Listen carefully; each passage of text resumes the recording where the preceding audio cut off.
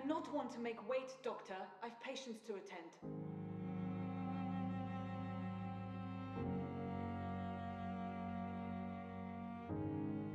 Come on, I don't have all night.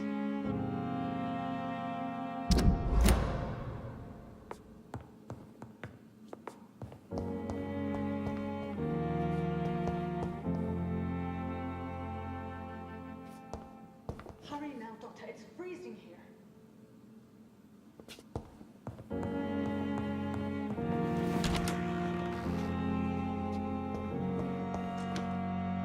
Yes, Nurse Crane? How can I help you?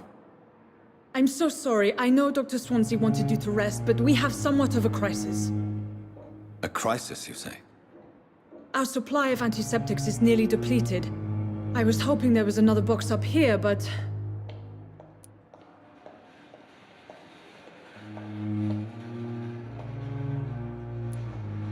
Sorry.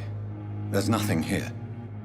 Some of the patients won't last the night without them. Honestly, sir, I'm beside myself. I may have a solution. In France, during the war, drugs shortage was a daily problem, and we had to use our wits to overcome the shortages. However do you mean? If combined correctly, certain household chemical products can be used in a pinch instead. Now, where's the hospital storeroom?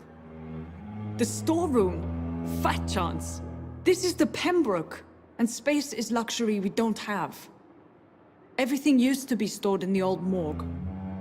Perhaps I should look there first. Where is this morgue? It's the large building behind the hospital. You'll need to go in the back door because it's been sealed off for sanitary reasons. Take this key. It opens a small back entrance at the end of a narrow street. The abandoned morgue behind the hospital.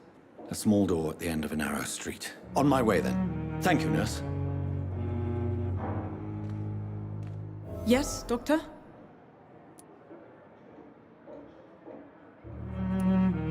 Exactly how bad is the supply situation here at Pembroke? It really depends. Dr. Swansea deftly works his society contacts for monies, but with the quarantine, well, we're in God's hands. Why then do you always work the nights? Don't you ever sleep? At the Pembroke, we're always hands on deck.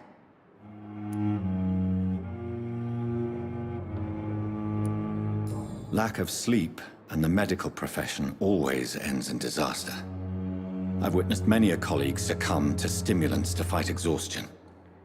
Drugs were as deadly as bullets in the trenches. London's trenches start here at Pembroke Hospital. We are on the front line, make no mistake. Your dedication to the Pembroke does you credit, Nurse Crane, but when do you sleep? We staff get our sleep when we can, Doctor. Nursing is a vocation, not the labor of a journeyman.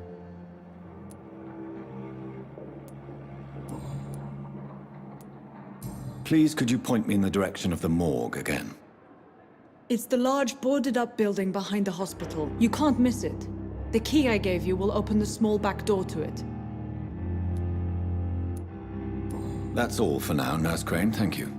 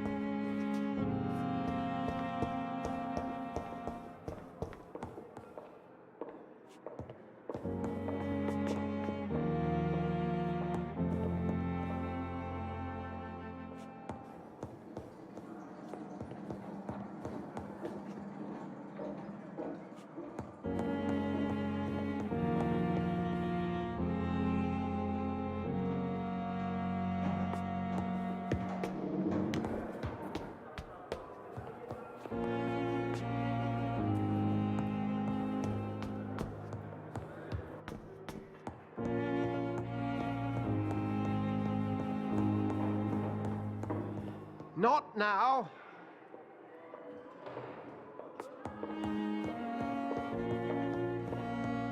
It's locked.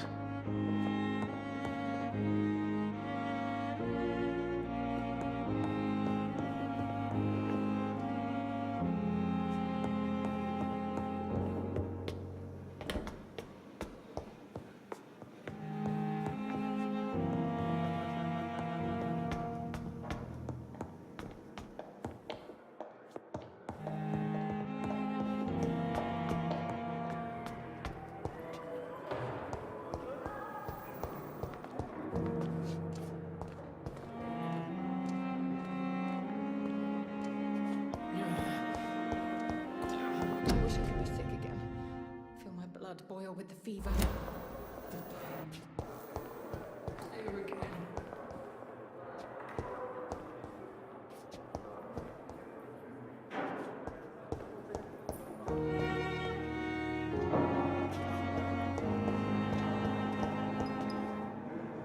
Good evening, Doctor.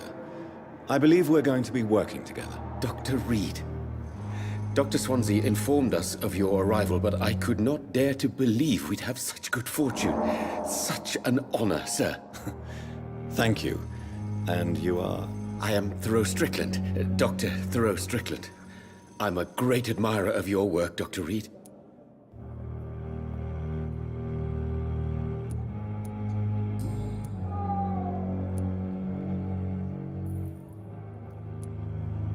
What can you tell me about the Pembroke? Well, it has always been an honor to work with Dr. Swansea. But with your arrival, I can't think of a better opportunity to learn about blood transfusion.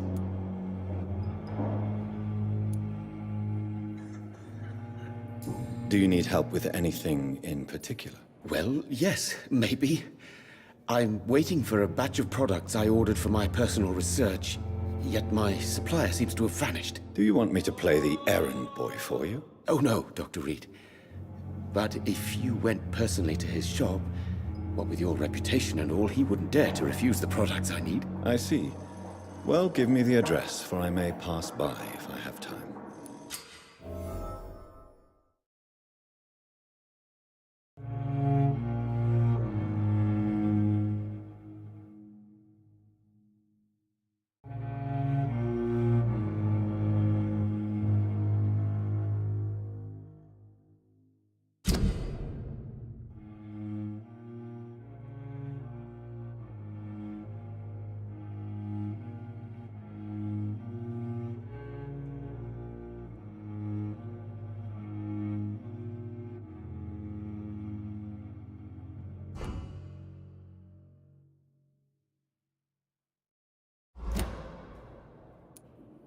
You seem quite optimistic.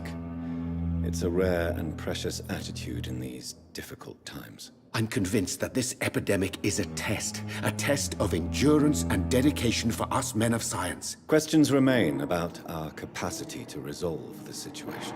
True, true. Last summer, during the first wave of the epidemic, I used to joke with Milton about the extra work. We're not smiling now.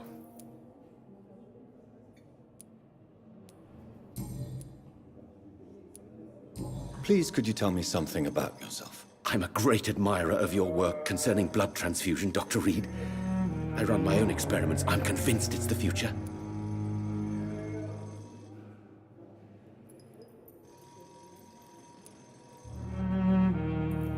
What made you choose to be a doctor? I'm not ashamed to admit you and your work have inspired me. I am honored to have the opportunity to work by your side.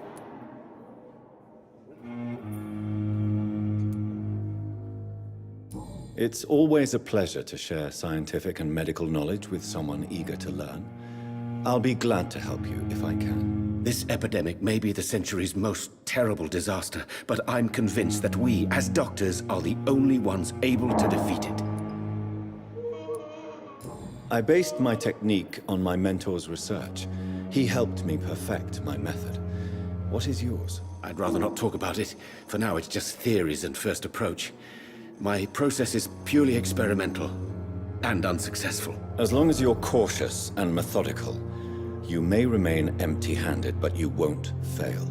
You're not the first one to warn me. but I am convinced knowledge is the main weapon against the ravages of this epidemic.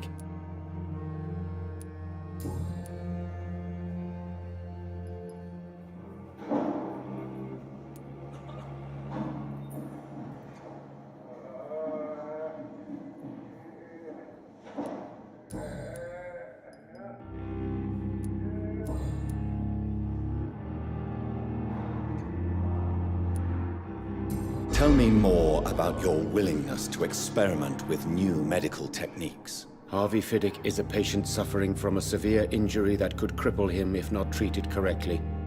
I'm convinced your blood transfusion technique could help him. What is it you really want? To save him, or to prove your point? Fair question.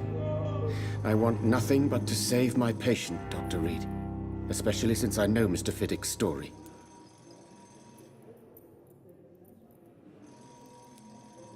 Tell me Mr. Fiddick's story. Our first diagnosis was compromised because Mr. Fiddick lied to us about the real origin of his injury. He first claimed it was an accident. But why would he hide such crucial information from us? Because he is a proud father, ashamed of putting his children at risk because of his own negligence.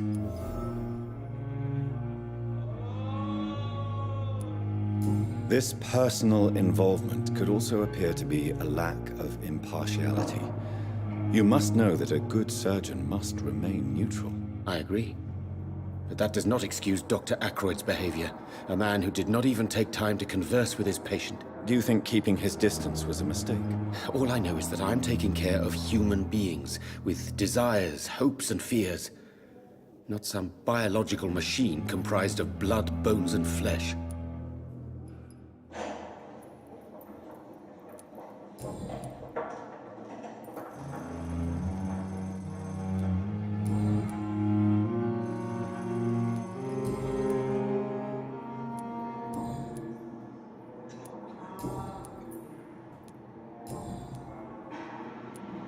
Goodbye, Dr. Strickland.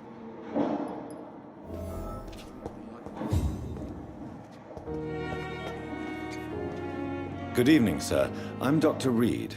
I believe we're going to be colleagues. Reed? Yes, I've been informed about your arrival. I'm Waverly Ackroyd. Welcome aboard, I suppose. Does my arrival inconvenience you in some way, Dr. Ackroyd? Let us just say that I don't particularly share Dr. Swansea's enthusiasm for hiring you. What we need here are reliable professionals, not overrated dabblers.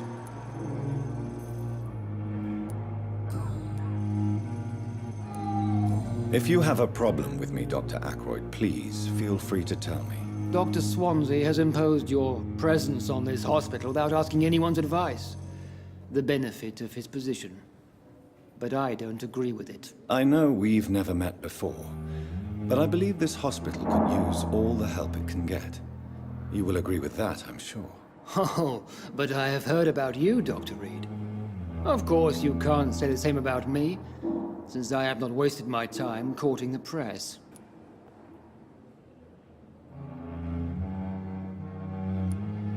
Aren't you too old for such jealousy? It really won't do you any good, you know. Don't be ridiculous, Dr. Reed. A simple glance is enough for me to know you have nothing for me to envy.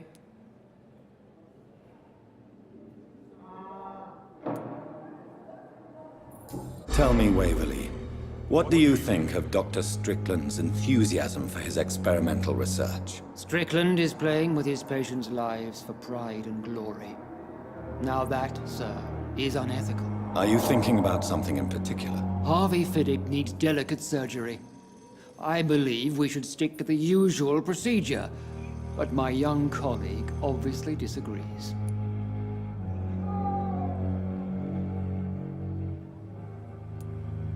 Why do you wish to lead this surgery? I strongly believe that Mr. Fiddick should not be butchered to test an unproven procedure.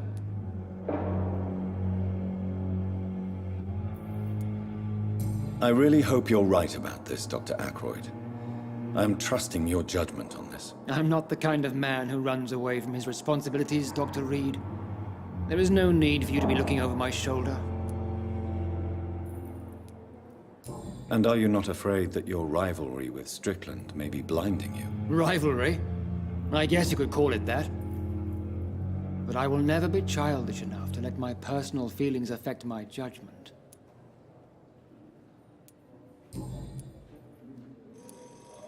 Since your tenure in this hospital is longer than mine, perhaps you can tell me more about this place. Let's just say I'm tired of the carelessness around me. I have always respected the skills of Dr. Swansea, but over time, his enthusiasm has become displaced. Carelessness? Exactly what are you talking about? We're here to save lives. The people who trust us are not volunteering for experimentation. They're here to be healed. I don't intend to run any radical experiments, Doctor. Even if I, as any good practitioner should, express an interest in pushing the boundaries of medical research. Modern medical methods were created through audacity and ego. But there are rules in our line of work, and they're here to protect our patients.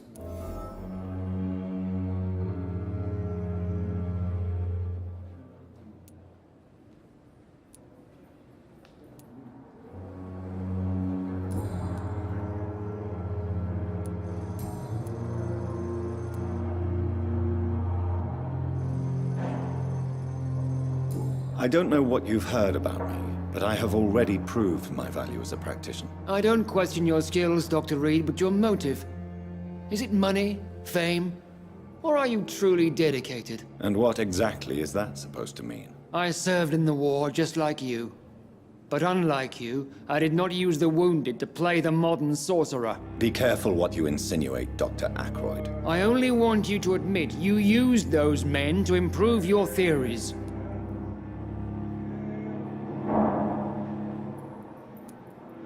This is ridiculous. My blood transfusion technique saved many lives, and you know it. You see? That is exactly what I hate about people like you. You avoid this kind of accusation instead of facing reality. It seems you have bad memories of your military service. I refuse to see this industrial slaughter as scientific progress. War only reveals the worst in men. We can at least agree on something, Dr. Ackroyd.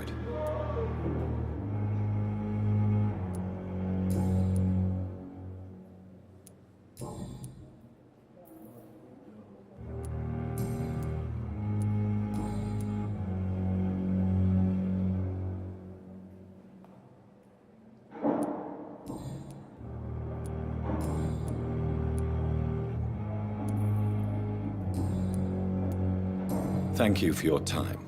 We'll talk later.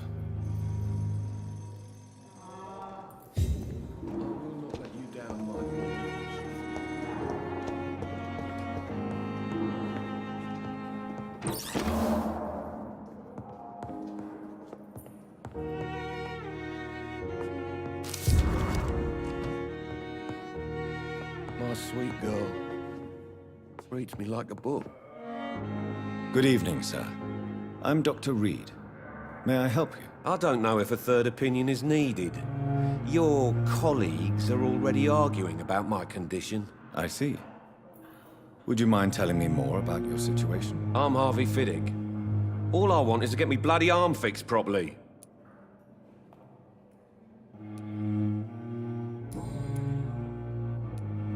Tell me about yourself, Mr. Fiddick. I'm just a regular guy waiting to get his arm fixed, so I can return to work and to my family. I was more curious about what you were doing before being hospitalized. I'm a carpenter, and a good one too. But that means I need both arms to feed my family, Dr. Reed. Tell me about the doctors who are arguing about your case. Strickland and Ackroyd. They both want the best for me, but there's a lot of pride there. Doctors are no different from carpenters, it seems. What do you mean? I often had professional arguments with rivals on a building site.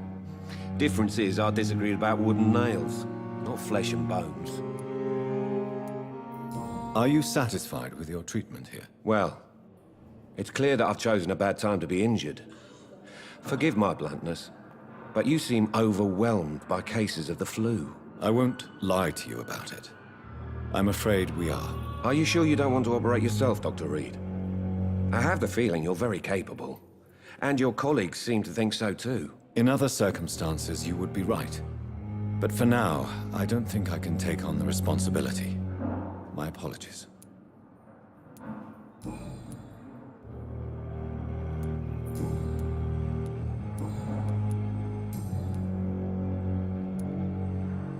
Tell me about your injury, Harvey. Why do you feel so guilty about it? My wife died because of me. And now I may lose everything because I've been careless enough to hurt myself. What an arsehole.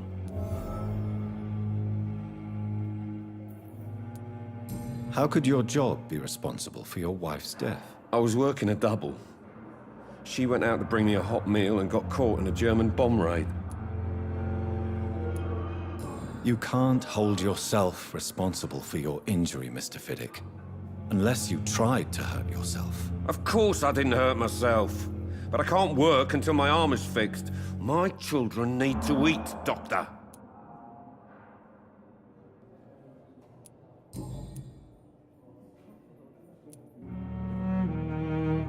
Tell me more about the death of your wife, Harvey. 1915. I was in the army. Building workshops for the Royal Flying Corps. Helen was happy I wasn't sent to the front. What happened? The Germans sent Zeppelins to bomb the construction site, but they missed their target. My wife was bringing my dinner when the bombs fell. I'm sorry for your loss. So many died during the bombings. I served in France and witnessed the carnage there. I would like to say that she didn't suffer. Truth is, I have no idea. I just know that I'm all that me kids have. Poor little bleeders. How are your children after losing their mother? They were smaller then.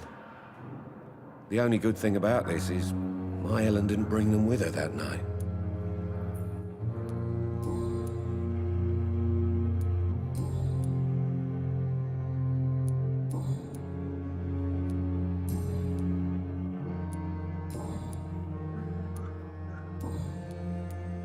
Goodbye for now, Mr. Fiddick. I'll see you later. Oh, sweet girl. Reads me like a book. I never could keep anything from her.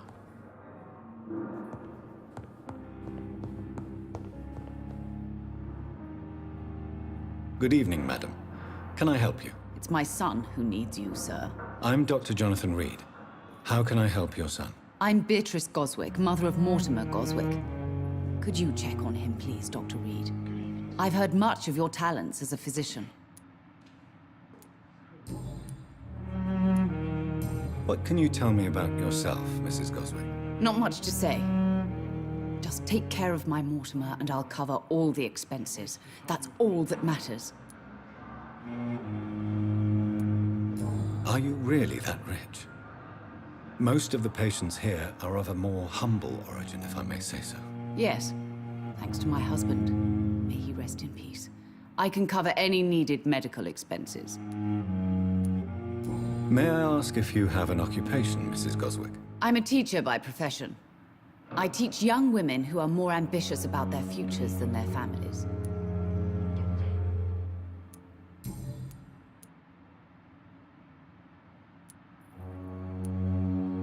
What do you think of your reception here?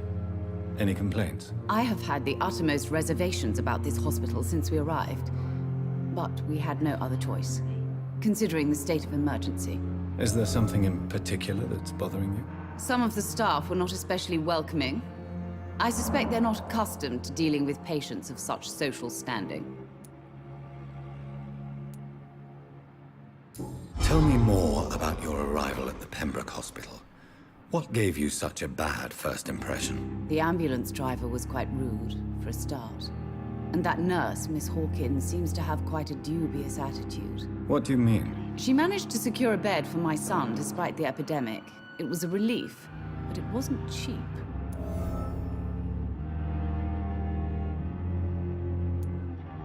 She charged you for a bed? Yes, and I paid without question, considering the urgency of the situation. I share your concern, Mrs. Goswick. Be sure that I'll talk to the people involved. I don't expect compensation, Dr. Reed. But I'm aware such behavior would not be tolerated in other hospitals.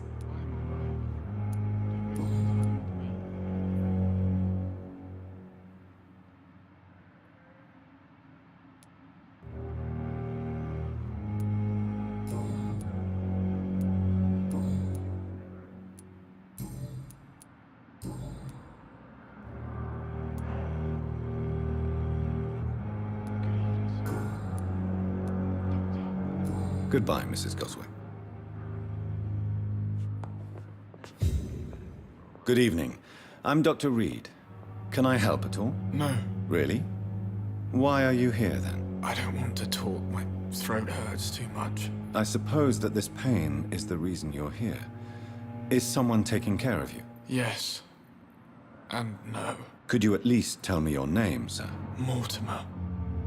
Mortimer Goswick. How painful is your throat, Mr. Goswick? So painful I'd rather not talk at all, Doctor. I'm sure you realize a doctor and his patient have to communicate, sir. Would it help if I gave you some paper and a pen? Not really. I see.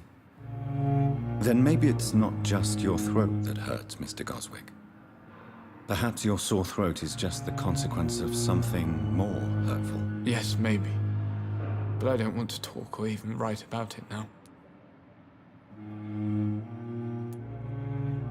Why did your mother have you hospitalized here? She seems convinced this is a bad hospital. My mother just wants the best for me. She won't rest while I'm here. She'd go all the way to hell and back to help me. Pembroke Hospital may look unorthodox, but rest assured you're in good hands here. It's not me you have to convince, Dr. Reed. It's my mother. Is your mother bothering you?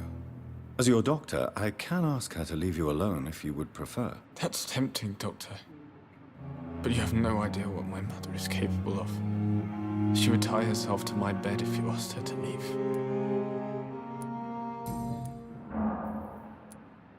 How painful is your throat, Mr. Goswick? So painful I'd rather not talk at all, Doctor. I'll let you get some rest, then. Good evening, sir. Doctor. Reads me like a book. I never could keep anything from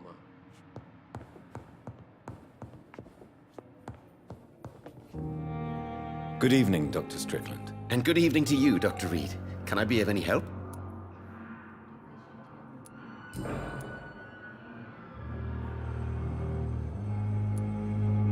What do you think of Dr. Ackroyd's aversion to modern medical methods? It's a shame he's so narrow-minded.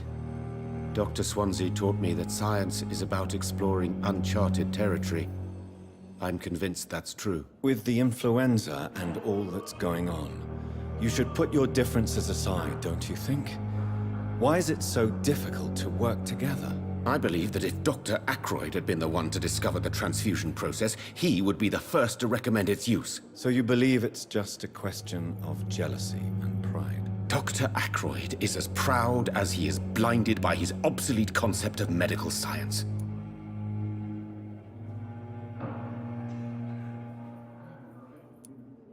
What can you tell me about the Pembroke? Well, it has always been an honor to work with Dr. Swansea.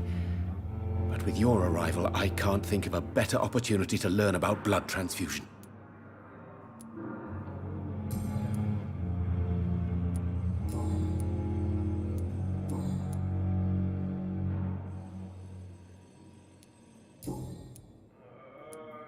Goodbye, Dr. Strickland. Words to calm the children, Helen. As for me, what a blundering idiot. I'm quite busy right now, Dr. Reed.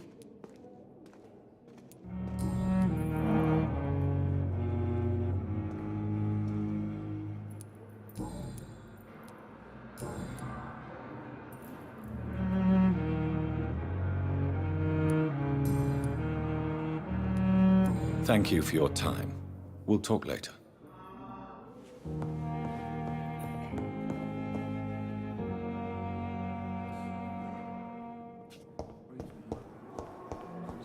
So little result.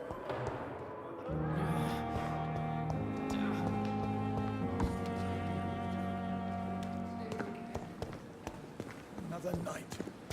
Surely I can endure. Good evening, sir. So it is true. The famous Dr. Reed has joined us. I can't think of any better news during these terrible times. Do we know each other? Actually, yes. We met once before, at the Rockefeller University in New York. Dr. Tippett, yes, I remember. I was assisting Professor Carell in his research about coronary bypasses. He had nothing but praise for you. He was also very confident about your future. And look at you now. Eminent surgeon and blood transfusion specialist. What is the Pembroke Hospital situation? And please, speak freely. This hospital is not exactly the best of London. I'm sure you are used to working in a better environment. It's more than enough. In any case, the personnel of a hospital are much more important to me than the building. Don't be misled by appearances, Dr. Reed. This hospital does not lack talented people. It just lacks hope. What can you tell me about the staff in the hospital? Some are really good, and others are not so good. But during this troubled period, there is no time for slander. I prefer to focus on the positive character traits. Tell me more about cherished people, then. Nurse Brannigan is a pearl. She is the most helpful and dedicated nurse I've ever worked with. A clever and cheerful woman. You really seem to admire her skills. I'll go even further. If she was a man, she would be a damn fine practitioner. Any opinion about the management? I don't always agree with Dr. Swansea's reserve, but I must admit he does all he can to keep this facility running during this crisis. Ah, yes, the burden of command. I was fed up with this concept while serving as a medical officer. Don't get me wrong. Swansea's a good administrator. I just wish he would get out of his office now and again.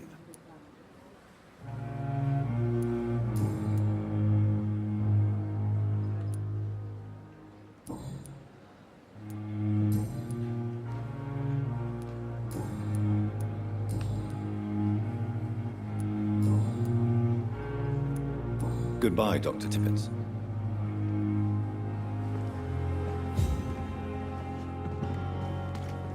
This is no time for self-pity. It is the last thing our patients need. Good evening, nurse. I'm Dr. Jonathan Reed, the new surgeon here at the Pembroke. Dr. Swansea has already told us about you, sir. I'm Nurse Gwyneth Brannigan. Welcome to the Pembroke Hospital. Did he really? It's a good thing I wasn't hoping to keep a low profile. All members of staff have already read about your new blood transfusion technique. Dr. Swansea made sure of that. I see. Well, I'm a little surprised, but I suppose I'll just have to deal with this unexpected notoriety.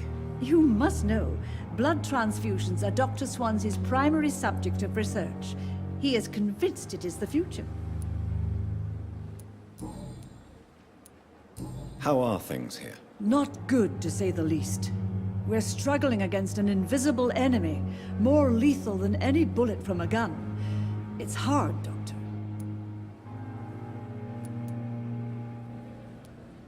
An invisible enemy? Quite a poetic term for a disease, especially from a nurse. Sorry, Doctor. These last few weeks have been exhausting. We could all do with a good night's sleep. Do you think this hospital can survive the epidemic? We are all volunteers here, and we're trying to hold fast, but how do we beat an invisible killer? Some nurses have already resigned. I'm not familiar with all the staff yet. Perhaps you could help me. Brilliant professionals, most of them. Dr. Swansea has a gift for recruiting talent. Most of them. Is there a problem I should know about, nurse? It would be inappropriate for me to speak ill of a colleague. Nurse Brannigan, if you do know something, please tell me. Anything you say will be held in confidence. No. I may disagree with some conduct, but in the end, everybody is doing their best. Is there anyone that stands out? Well, I have never met someone as dedicated as Dr. Tippett's. He should be a standard for us all here. If only he were younger. Why should his age be a problem? I guess it's fair to say he's always pushing himself to the limits. He just doesn't know when to stop and get some rest.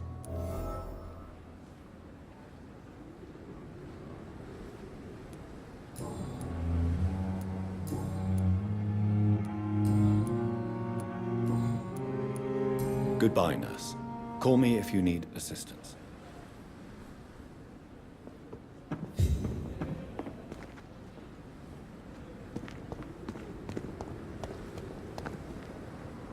Good evening, sir. I'm Dr. Jonathan Reed. I'm new here. I've already heard about you, Dr. Reed. I'm Milton Hooks, the ambulance driver for this shithole of a hospital. That's quite a blunt introduction, Mr. Hooks. You can call me Milton. I like to speak my mind, Dr. Reed. Perk of the job. Don't judge me, and I won't judge you. I'm not sure I understand what you're talking about. Well, I'm no doctor, but I'm pretty sure a gun can't be used as a surgical instrument. You have a keen eye. I learned to shoot during the war, and have carried one ever since. Old habits die hard. No need to explain, Dr. Reed. And if you ever need a better gun, remember, I may have something for you.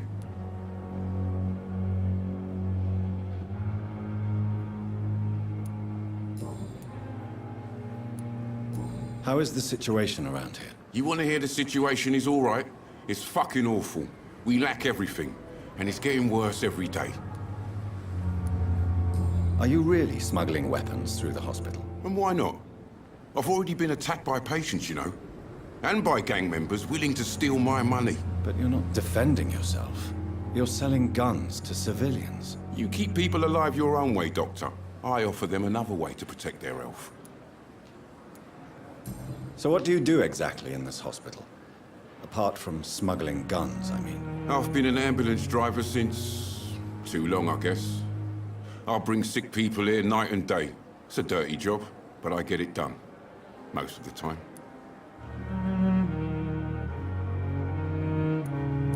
It sounds like things have been a bit rough recently. What's happened? Yesterday I got attacked by the patient I was bringing here. I escaped from the hospital's garden, but I lost my wallet when I was running. You left an infected patient outside the hospital? That's incredibly dangerous. Go there yourself if you want, but be careful, Doctor. I'd rather not bring your dead body back. Since you're on the front line, how is the sanitary situation in this vicinity? It's a complete disaster. It's even getting dangerous to enter some streets or buildings. Even the locals attack you.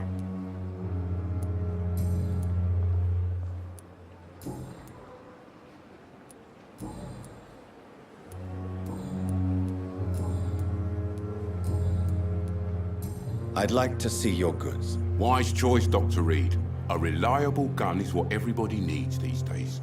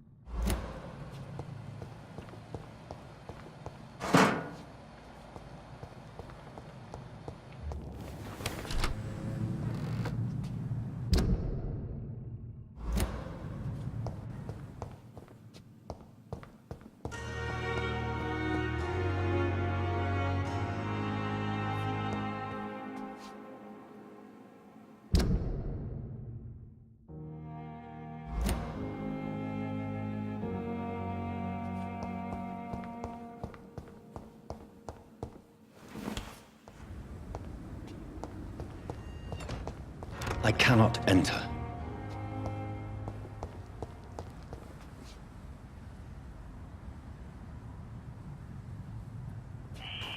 Scowl voices in the garden. I should investigate.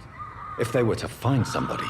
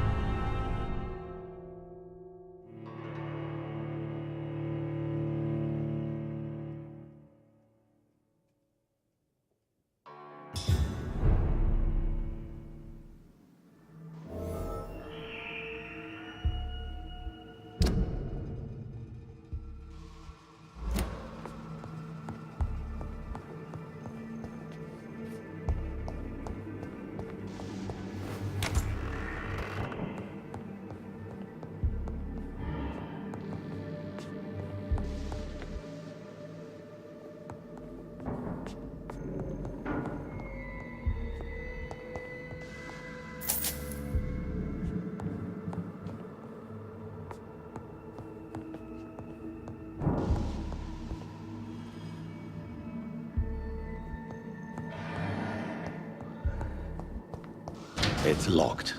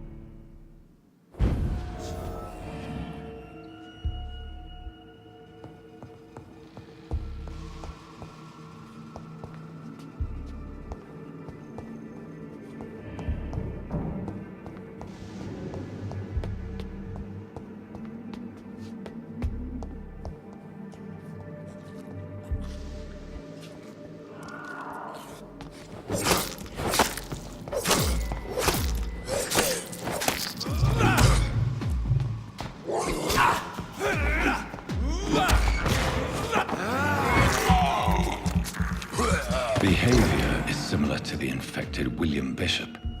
Must be the same strain. This sickness moves faster than influenza.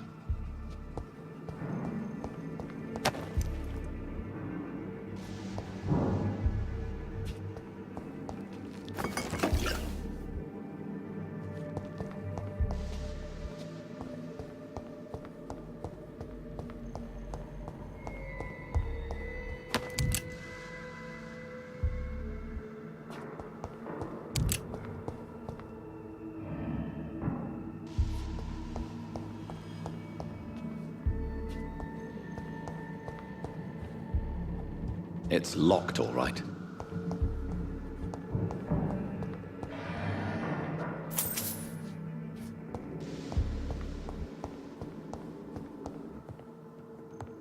This key will surely grant me access to the basement.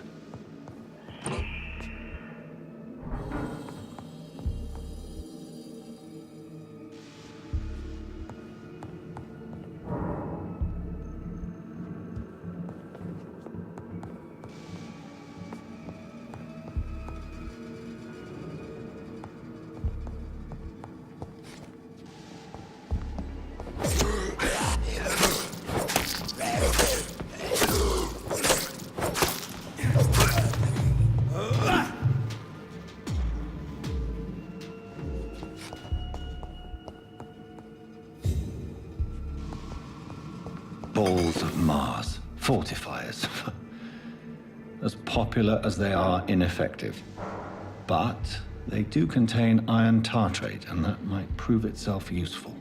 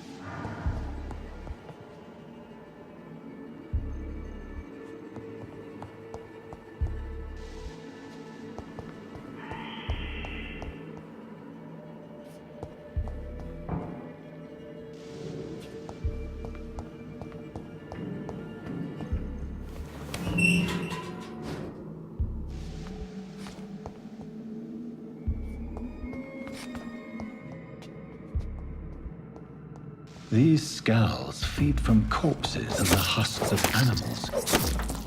They're not out for blood.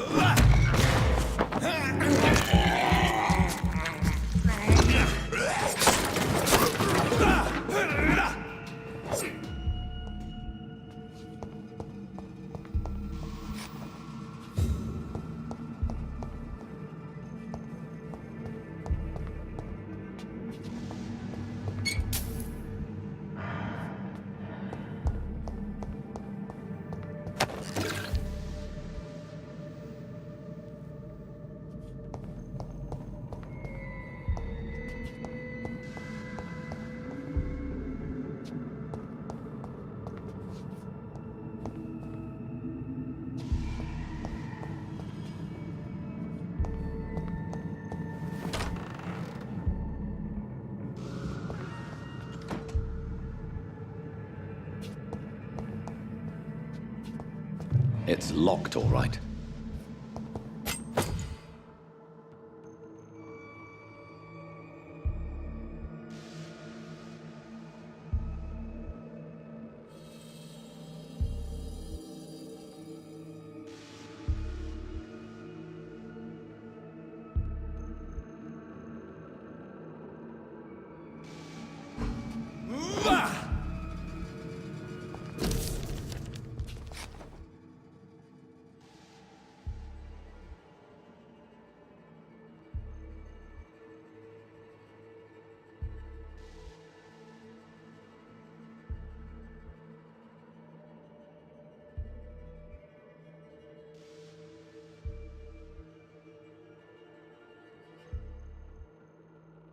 Mr. Connor's injuries don't match the report.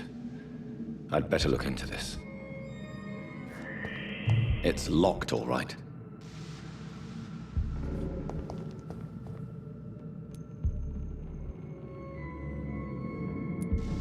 Traces of a pinkish foam at the corner of the lips.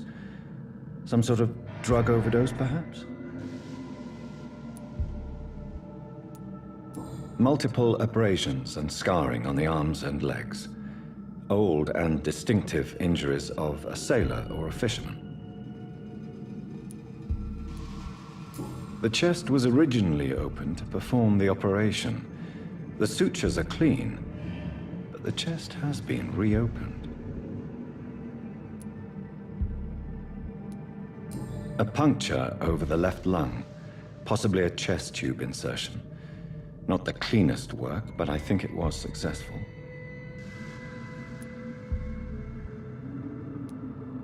Signs of internal bleeding. So, Dr. Tippett's anesthetics were incorrectly dosed, causing the patient's death. And then, he tried to operate on him again. Tippett has made an egregious error. It's time we talked. Tippett has made an egregious error. It's time we talked.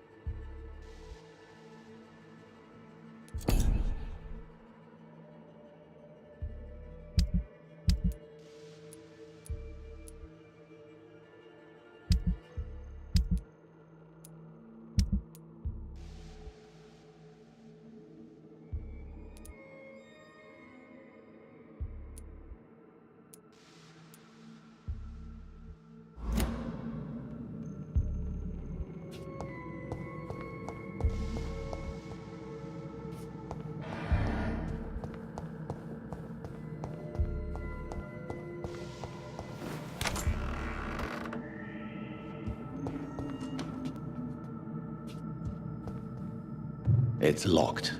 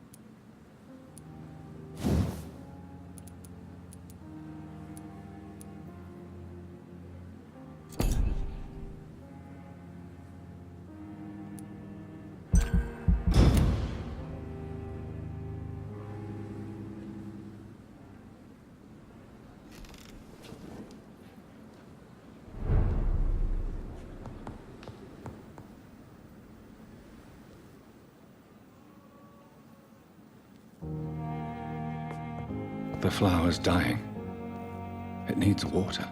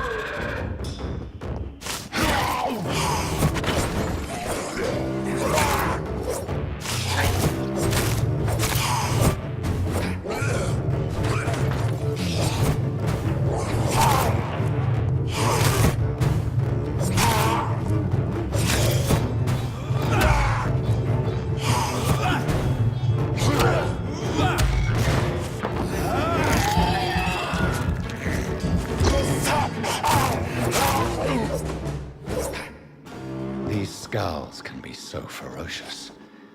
I'm not sure I can defeat them without becoming stronger. To drink blood is so tempting.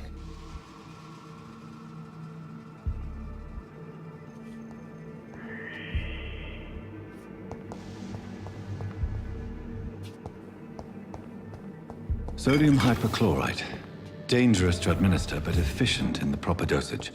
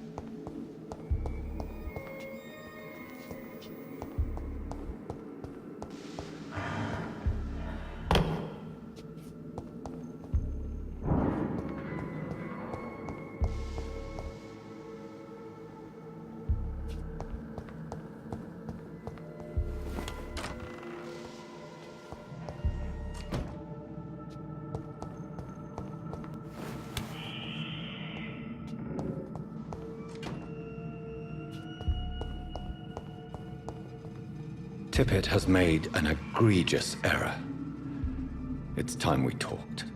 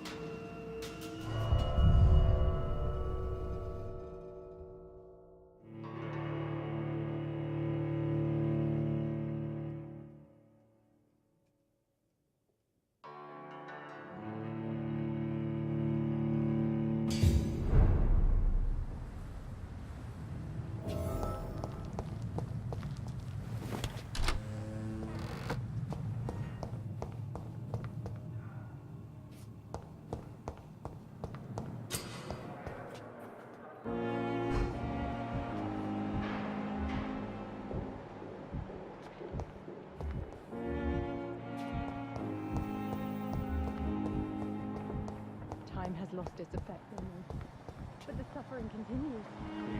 Disgust on every street corner. The day. Good evening, Mr. Hampton. How do you feel? Dr. Reed, is it? Oh, sir, I must apologize for my behavior. What do you mean? I was not myself in the factory. Fear and exhaustion made me say awful things to you, I'm afraid. You remained perfectly nice and polite. A little delirious, perhaps. But who wouldn't be after enduring an abduction? Thank you, Doctor. That's a relief. Now all I need to do is rest and return to my flock.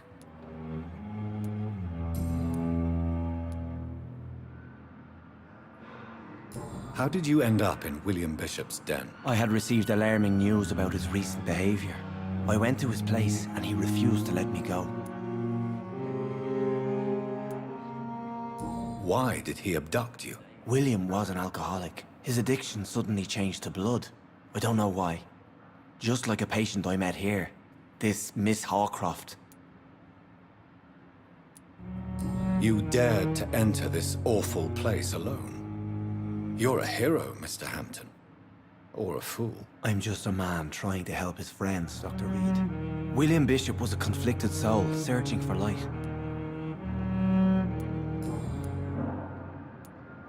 Do you know Tom Watts, the bartender from the Turtle? I met him before I found you in the canning factory. Tom? Yes, of course. Always the helping hand, good old Tom. Without men like him, corruption and despair would have wiped out the East End long ago. People are still in despair. How could it be otherwise? The authorities have left us all to rot in this contagious nightmare. No drugs, no advice, nothing. It's a damn shame. Who should I avoid in this part of town, then? Any particularly evil figures? Not really. Most men and women are just doing their best. And it's not my habit to speak ill of people I know, Doctor. What is the general situation in the East End docks? The situation has always been tough, with a lot of tensions between the gangs and the Dockers' trade union. The Wet Boot Boys are very nervous since they lost their leader. Who leads the gang now? Since Clay Cox went missing, it's his wife Edwina who runs the show, with the assistance of her minion, Booth Digby. Has the gang been threatening you? Ah, no. I've had this nickname for so long, you know, the sad saint of the East End. No one dares to bug a saint, not even criminals.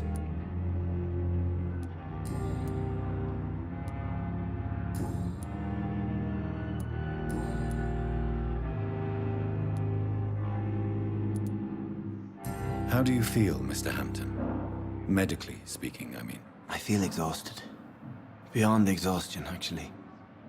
William drank so much of my blood in his madness. I feel empty. You're in good hands here. Dr. Swansea is well versed in blood transfusion, and I'm sure he'll take the best care of you. Thank you, sir. I believe all I need is rest. And then I can go back to the people who need me. What do you do for a living, Mr. Hampton? I can't help but notice the cross around your neck. I manage a night asylum for the poor and homeless of the docks. And I try to guide the lost and hesitant on the right path to our Lord. Are you a priest, Mr. Hampton? A deacon, maybe? Not at all, Doctor. I'm just a man of faith willing to preach the good word. Why didn't you use your cross against William Bishop? To repel him somehow? That's a very strange question, Doctor.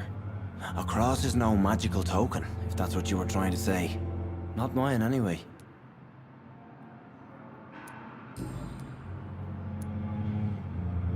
Have you made friends since you arrived? Not really, but I recognize Miss Harriet Jones. I knew her when she lived by the docks. That poor woman had such a miserable life. You never came to see her here at Pembroke? Receiving visits when sick can be an important part of the healing process, you know. We're not just bodies. You're preaching to the converted now, Doctor. To be truly honest, I thought she was dead. She left the docks many months ago.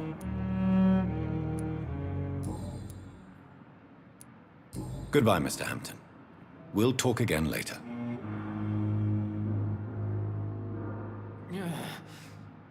Damn. The pain. It's here again. I cannot enter.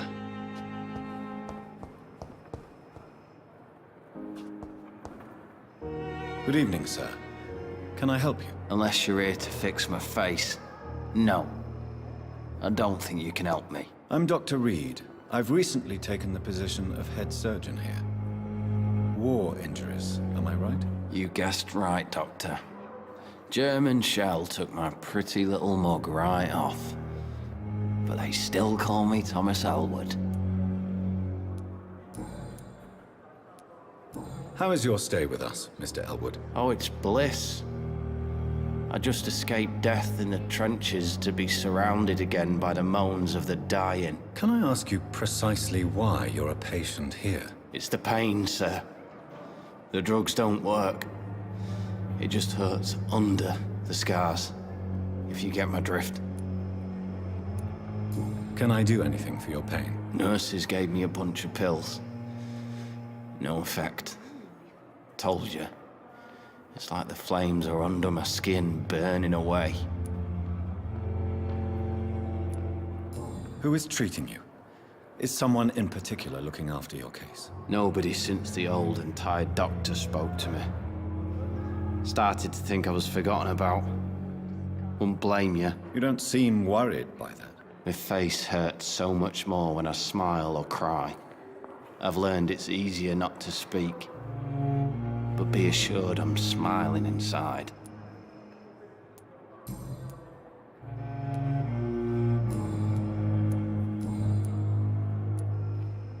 Where were you stationed, sir? Did you serve for long? I really don't want to talk about all this shit. No offense. I was pushing too much. I served in France myself. I just wanted to know what happened to you. You were an officer, weren't you? Then I doubt we fought the same war, sir. No offense.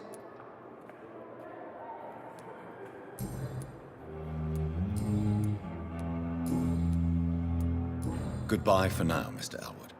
Fear and disgust on every street corner. The daily routine. I know that Pembroke will prevail and survive.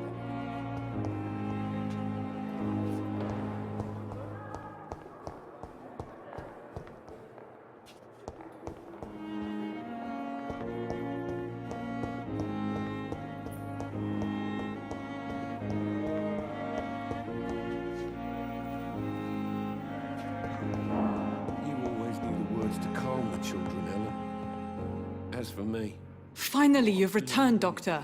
Did you find anything of value? Yes, nurse. You've worked your first miracle, Doctor. Now, this patient here needs immediate treatment. Duty calls.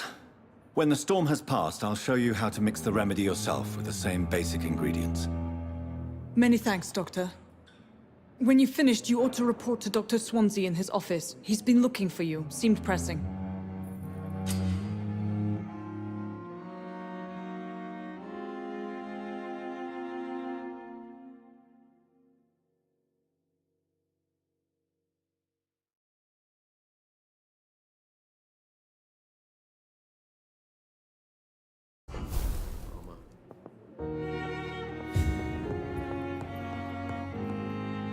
Good evening, Mr. Goswick.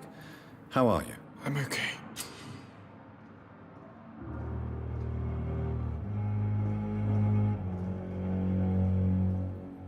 Do you need any help? I'm afraid I may, sir. I don't mean to be a burden. You are not a burden, sir. Healing you is my responsibility. And you have my gratitude for that.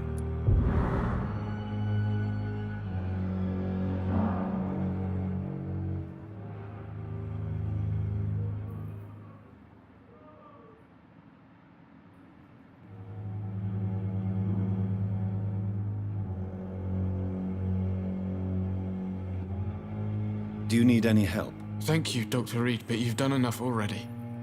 The rest is up to me now.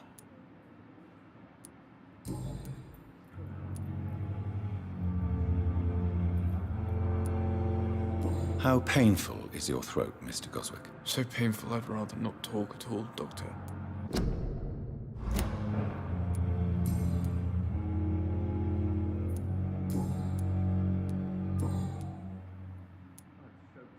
Tell me about yourself, Mr. Goswick. I don't want to talk, Doctor.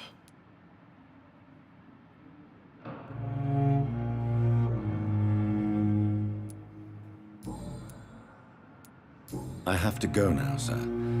But don't hesitate to contact me if you need any help. I'm all right. Don't waste your time with...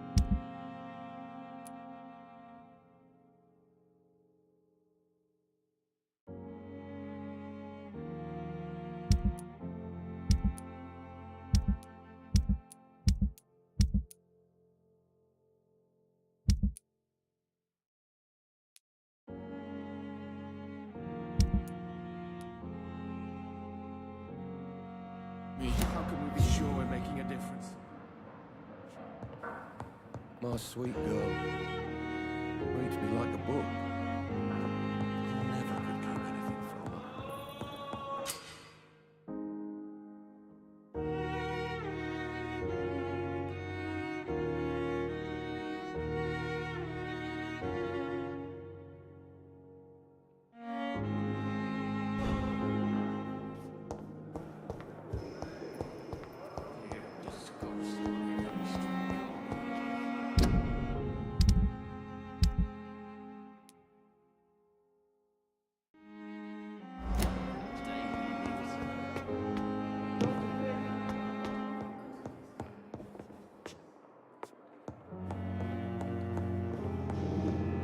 It's locked, all right.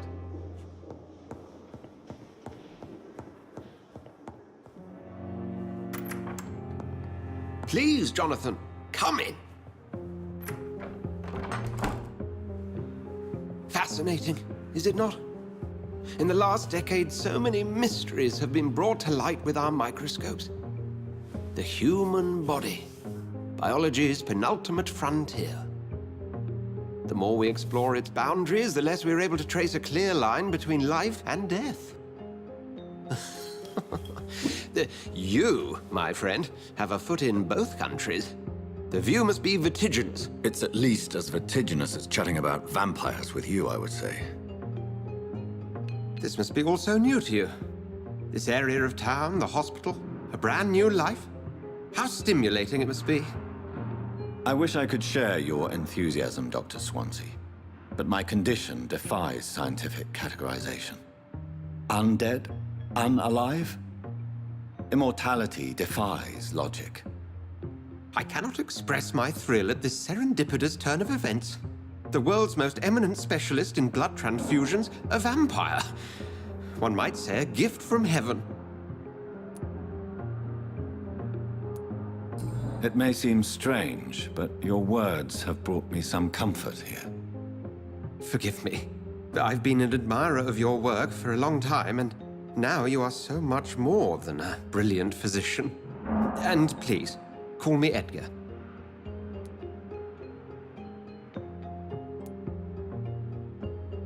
There is no need to apologize, Edgar. You offered me sanctuary when I had none. Very well. I have a task for you, Jonathan. Something that will require all your newfound skills. Please, go on. The Pembroke only survives through the generosity of our benefactors.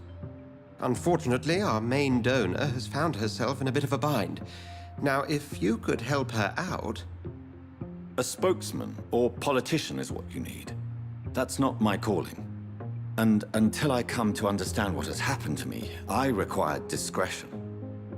Discretion is in order, Jonathan. Lady Ashbury has recently received rather indelicate correspondence that, if revealed, would jeopardize her position. And you would like me to eradicate this threat? By the stole, of course not. I would just like you to pay her a visit. Her ladyship is certainly near the tents outside, tending the sick. You can't miss her. Look for someone impossibly delicate. Accepted. I'll see what kind of trouble Lady Ashbury is in.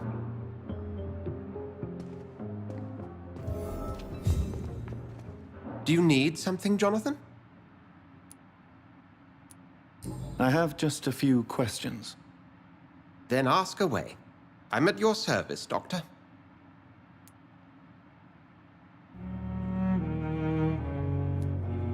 You mentioned something about a secret society. A brotherhood, if I recall. Could you elaborate? Certainly. I've been a member of the Brotherhood of St. Paul's Stole for several years. We are pledged to monitor and report vampire activity in England as impartial scientific observers. That explains your nightly wanderings about the docks and the questions you ask. I feel it wasn't mere coincidence that led us to that part of town. There was something as yet unseen that set those chain of events in motion. Yet you don't fear me. And still, you know the monster that lurks beneath the civilized surface. The Brotherhood has studied your kind for centuries. We believe you are as supernatural as a lion is to a gazelle.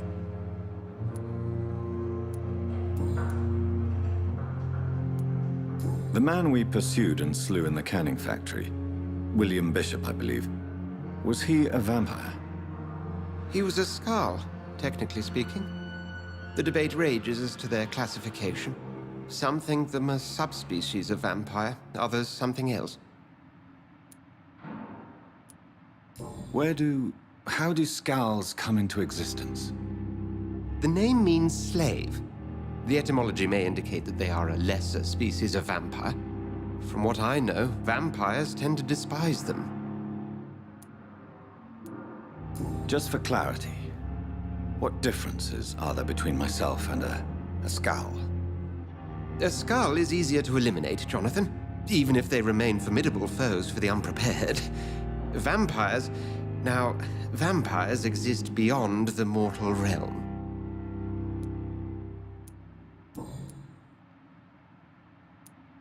Since I'm the one working for you, what should I know about Pembroke Hospital? Well, for many years, we have been the only medical facility in this part of town that people can rely on. We support the community here, as well as provide health care. Where do we stand today? Oh, to be honest, we cope on a day-to-day basis. The first wave of the Spanish flu last summer took us by surprise. We lack many of the basic necessities needed. What do you expect of me? What we need is hope. You were a soldier. This is a war. This white coat's still a uniform. We fight to help the poor, the sick of the East End, the forgotten.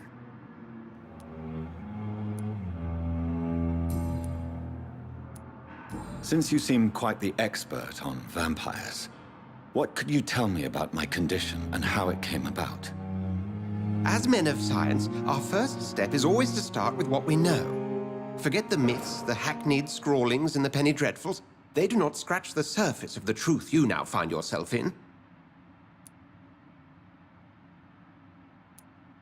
The sun.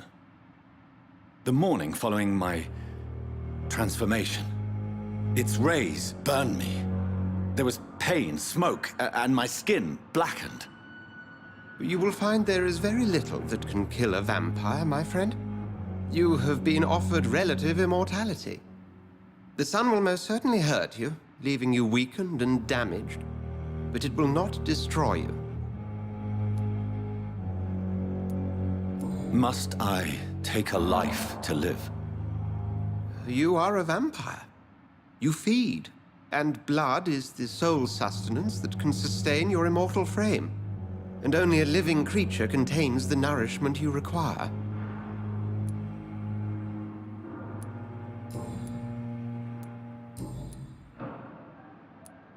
We'll see each other again soon, Edgar.